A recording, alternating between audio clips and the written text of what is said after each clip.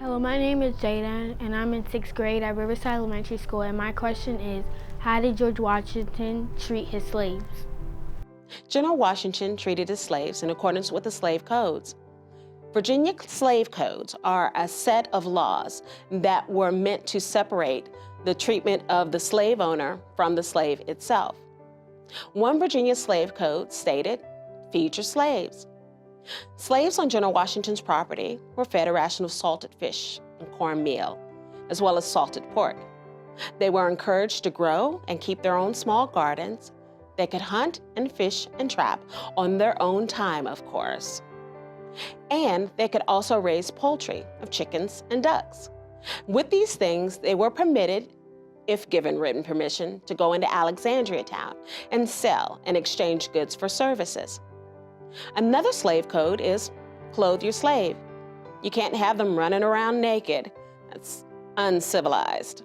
So General Washington gave his slaves here a ration of clothing. Each year, they would receive an annual allotment of clothing. A couple of pair of breeches, a shift, stockings.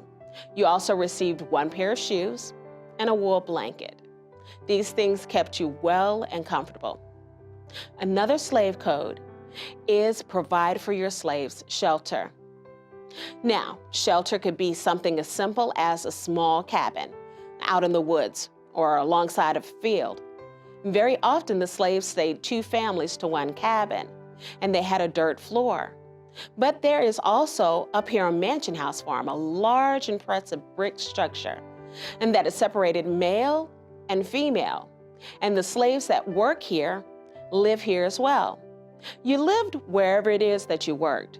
It didn't make any difference whether you had family on one of the other farms. They said you can go visit with your families on Sunday. That's your days of rest. Now, I'm sure you're probably curious, was General Washington a good slave owner? First off, I think it's very troublesome to use the words good and slave owner in the same sentence. Either you are or you aren't a slave owner. Simple as that.